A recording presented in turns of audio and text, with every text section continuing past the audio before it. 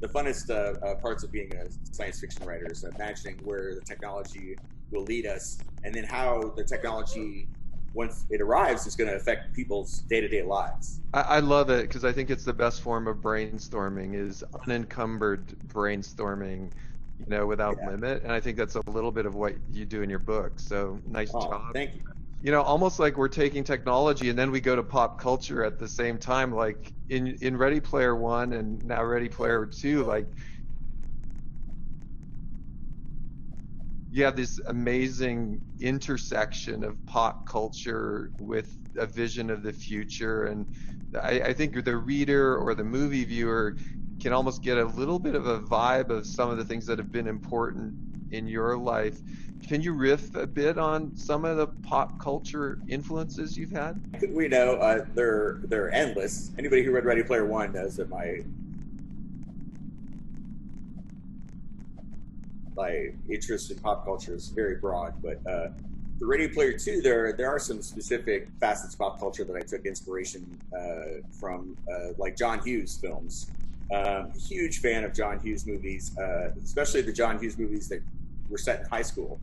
And he created his own fictional high school, Shermer High School.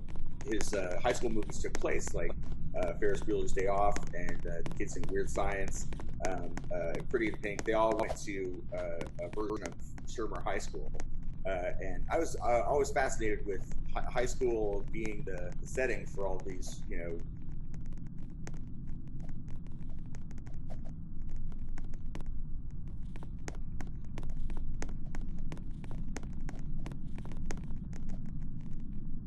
dramas about young people's lives. Yeah. And, especially The Breakfast Club. It's probably my favorite of all time. And I think 90%, 95% of that movie takes place in the school library, which ends up being like this social battlefield for the four kids as they get to know each other. And I always thought that was the library is a fascinating place to set a movie. And it might be the only movie that's completely set in a library. Yeah, Breakfast Club, one of my favorites. I love the soundtrack as well to that movie. Oh, so great. Yeah. So good. Seems like the book was so fun to write. Are there any moments that you felt were super fun without giving away too much?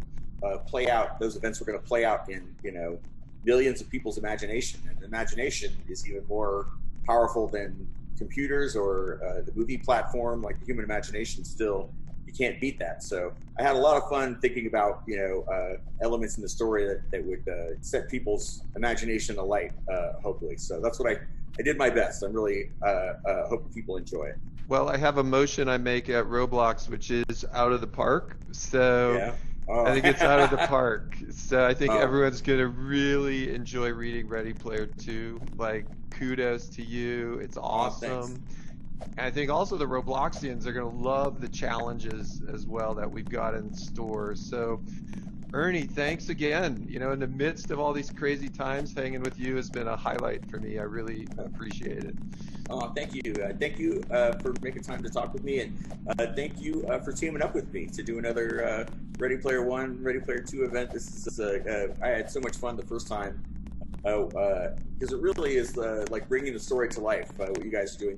Roblox is the closest thing to the Oasis, and this contest is like the closest thing to the contest described in the book in reality. And people all around the world get to take part in it. It's really amazing. It's like bringing the story to life. So I can't thank you guys enough. Thank you, Ernie, again. Over and out. Really enjoyed it. All right, thanks, Dave.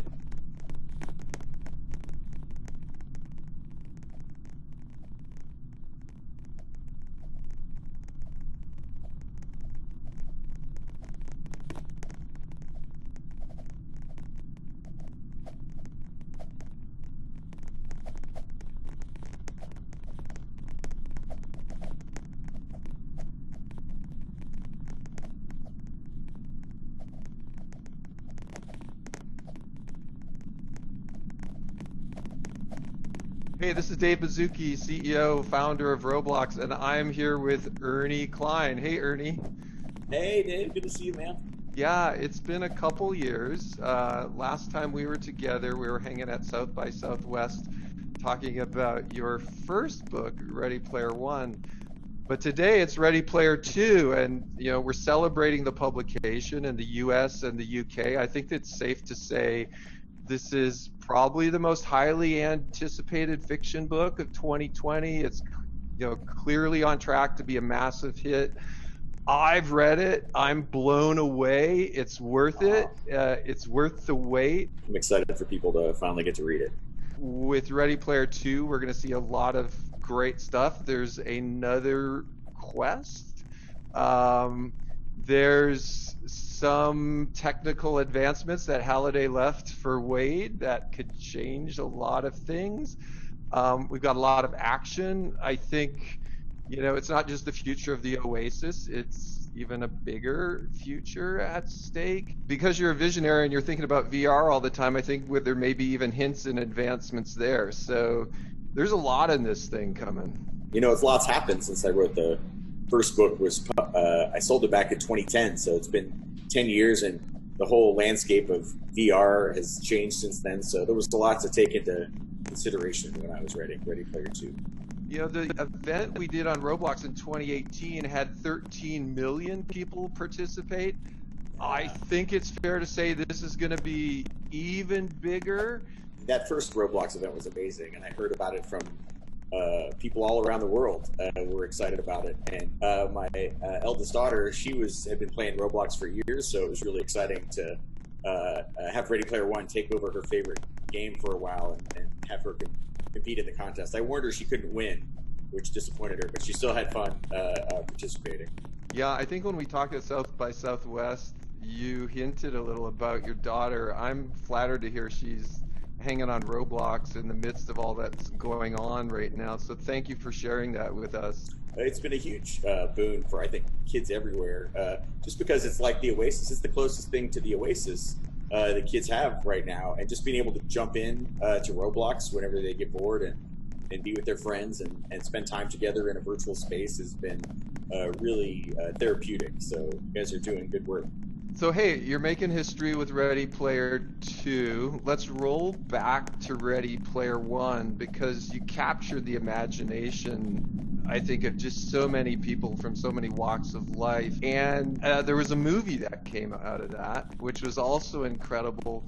Does anything stand out for all of us that, fantasize about making movies and being in the movies and working with Spielberg? Does anything stand out from that experience for you? Well, the whole experience stands out. This past year, I've kind of been living in my memories of it since I've been in quarantine for a big chunk of the year. I've spent a lot of time thinking about what a great year 2018 was and how it just exceeded all my expectations. Really what you imagine making a movie with Steven Spielberg is it's really like that. It's like a dream come true, and I got to see so many things that were in my book, brought to life, including the stacks, like this idea of stacked trailers that I had built in my imagination ended up getting built for real. So that stands out to me. I remember driving towards Leavesden Studio in London and seeing the stacks on the skyline for real, and engineers had built this thing that I had just imagined. When you have this in your imagination and then all of a sudden you see it in the movie in real life, how does that feel? Was it at the point of your imagination, beyond your imagination? Like, how do the two line up there? Well, in my imagination, I don't drill down into all the minute details the way that they do when they make a movie. You have to dress the sets and imagine everything. So I could walk up into any one of these stacks of trailers and go into any trailer, and the whole trailer, looked like somebody lived there. And people were living there. For the few days that we were shooting in the stacks, it was filled with extras who were all, dressed like it was 2045. It was just incredible. It was really a surreal experience. It felt like a dream kind of the whole time I was there. So even looking back on it now, I have to remind myself that all really happened. I know from last time we talked, you're a big Spielberg fan. And if we move out of science fiction into non-science fiction movies, he's got a huge collection there as well. Is there anything that pops out to you like an old favorite of yours? Out of his non-science fiction films, I would say Jaws is probably my all-time. That movie, I remember seeing it and being scared in the movie theater with my parents. Yeah, everyone was, yeah. Was there anything in that movie that you thought stuck out to you? Favorite line, anything from it? You're going to need a bigger boat is the line that I always...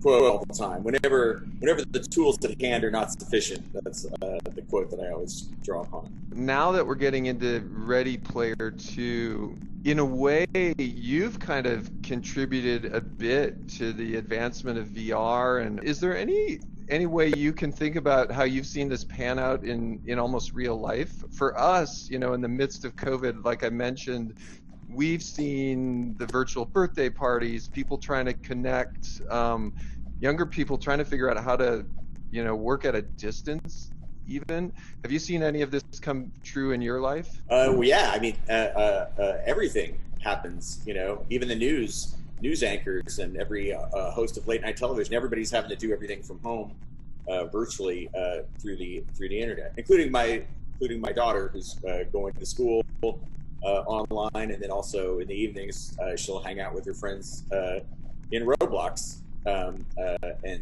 spend time in a virtual space there.